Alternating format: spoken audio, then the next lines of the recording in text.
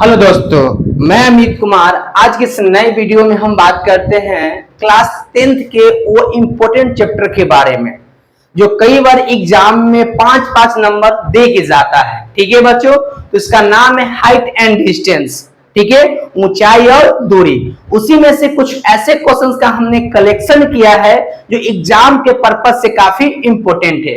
तो आइए इसमें से एक क्वेश्चंस के बारे में हम बात करते हैं कि आखिर इसमें ऐसा क्या बात है जो एग्जाम में आता है। तो देख सकते हैं यहाँ पे दे रखा है कि एक जो है 80 मीटर चौड़ी सड़क के दोनों ओर आमने सामने समान लंबाई वाले दो खंबे लगे हुए हैं। ठीक है, सबसे पहले हमें बातों को ध्यान देना है कि एक क्या है 80 मीटर जो है चौड़ी सड़क है। ठीक है, और दोनों तरफ जो है समान लंबाई वाले ऊंचाई वाले दो खंबे लगे हुए हैं। जैसे आपने देखा होगा सड़क के अगल बगल जो होता है बल्ब का इस्तेमाल लोग करते हैं, पोल का इस्तेमाल करते हैं, तो वहां पे खंबे लगते हैं। कुछ ऐसा ही फिगर के बारे में कहता है। उसके साथ दोनों खंबे के बीच सड़क के एक बिंदु से क्या कहा है कि दोनों जो सड़क है उसके बगल में दोनों खंबे जो खड़े हैं उसके बीच में यानी सेंटर में कोई या कहीं भी एक बिंदु है। ठीक है, उसके साथ यूनियन कोण के बारे में जानकारी आपको होगा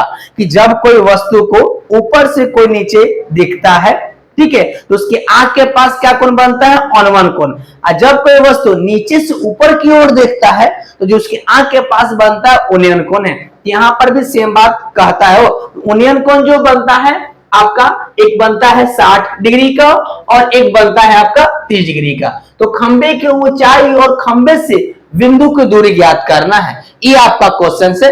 क्वेश्चन करके हम आपको बताते हैं। सबसे पहले क्या करते हैं हम कि एक लेते हैं 80 मीटर सड़क ले लिए। अब क्या करते हैं, दोनों तरफ हम खंबा का इस्तेमाल करेंगे। ये आपका खंबा रहा, दोनों तरफ जो उसका जो है ऊंचाई है सेम है। अब बीच में एक कोई पॉइंट लेते हैं, मान लो यहां हमने पॉइंट ले लिया। अब यहां से इस पॉइंट का जो यूनियन कोण है, एक का आता है 60, तो यहां पे मैंने 60 बना लिया, और एक का आता है 30, तो यहां से मैंने एक 30 बना लिया। क्लियर है? तो ये अब हमें बताना है कि जो खंबा है उसका ऊंचाई कितना होगा, उसके साथ ये टोटल आपका दे रखा है 80। अब पूछ रहा है कि सर ये वाला कितना होगा और ये वाला कितना होगा। ठीक है, तो आइए हम इसका कुछ नामकरण करते हैं। सबसे पहले क्या करते हैं, इसका नामकरण हम ए देते हैं। ये आपका बी हो जाएगा, इसे हम सी लिखते हैं। ये आपका डी हो जाएंगे और ये आपका क्या हो जाएगा, एफ हो जाएगा। नामकरण यहाँ पे हो चुका है। अब हम क्या करते हैं, ए बी के जगह पे आप चाहो तो कोई एच या कोई अदर चीज मान सकते हो। जो ए बी के लिए ऊंचाई होगा वो सेम आपका एफ डी के लिए होगा, क्योंकि खंबे जो है यहाँ पे क्या है, इक्वल है। ठीक है जी, तो यहाँ पे मान लिया। अब देखते हैं सर बीसी के लिए और सीडी के लिए वैल्यू क्या होगा। बीसी के लिए वैल्यू क्या होगा, हम x मानेंगे, और सीडी के लिए क्या करेंगे, हम 80 माइनस x मानेंगे, क्योंकि दोनों मिलाकर जो है 80 है। तो एक को अगर x मानते हैं तो अगला आपके पास क्या होता है 80 माइनस x। जब दोनों को आपस में जोड़ोगे तो आपका 80 के बराबर होगा। यहां पर से हम काम करेंगे, इसे हम x मान लेते हैं और ये जो आपका है 80 माइनस x होगा, है ना। अब देखते हैं यहाँ पे दो तरह का फिगर बनता है। एक बनता है आपका ABC, ठीक है, और एक बनता है आपका FDC। तो हम ABC काम करें या FD काम करें, बात सेम है। दोनों में से कोई फिगर पे आप पहले काम कर सकते हो। तो यहां से लिखेंगे हम त्रिभुज ABC में। अब ABC में क्या है, हमने AB बराबर जो है वो माना है H, यहां लिखा मैंने माना, ठीक है, और BC बराबर माना गया है केवल x, तो यहां पर भी हमने माना।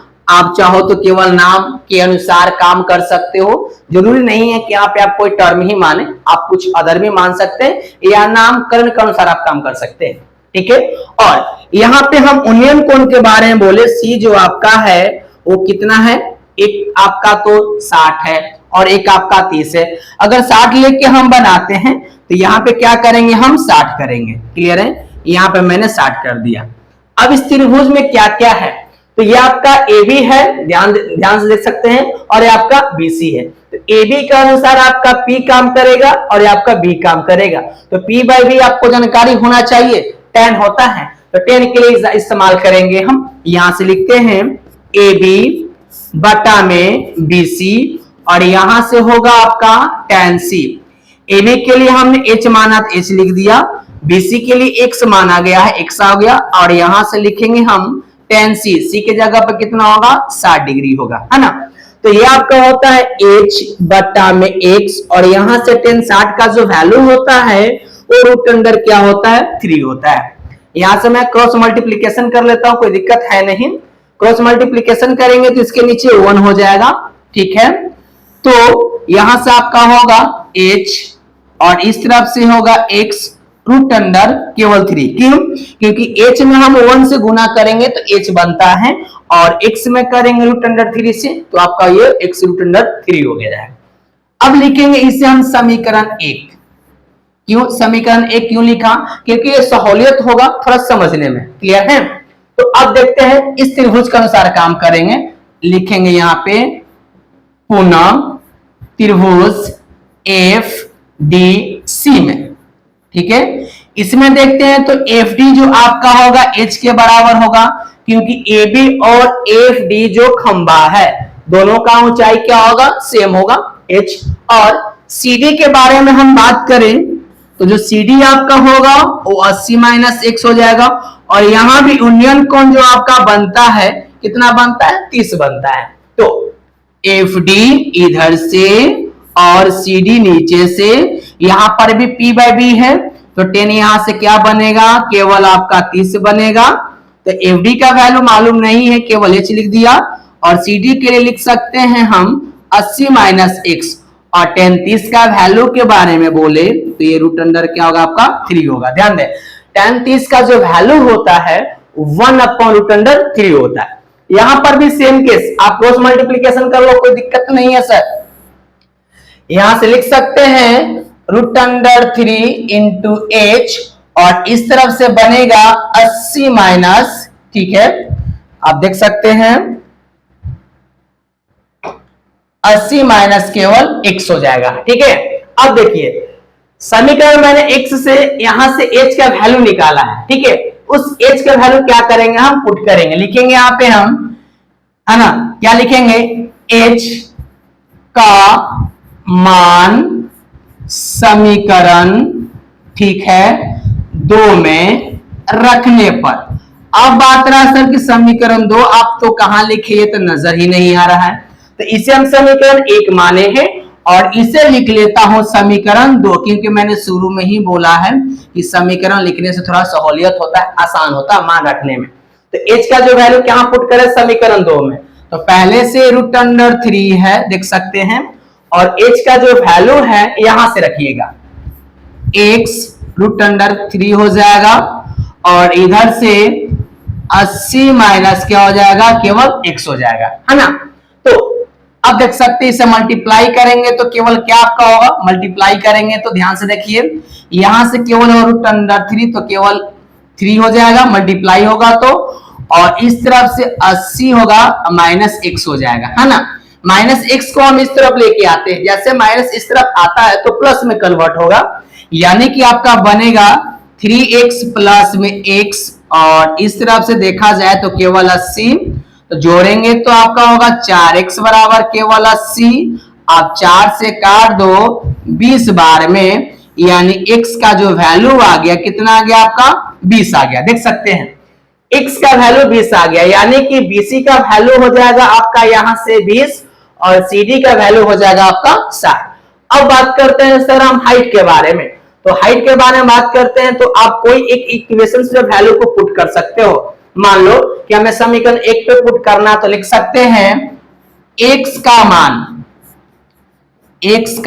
मान समीकरण 1 में, ठीक है रखने पर।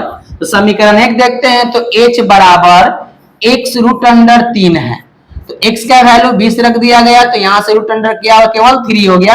h को हम क्या कहते हैं, तो AB जो है आपका वो क्या है जी, तो देख सकते हैं खंबा है, खंबा है जिसे हम लिखेंगे कितना 20√3, यानी खंबे की जो ऊंचाई आ चुका है 20√3 क्या आ चुका है 3।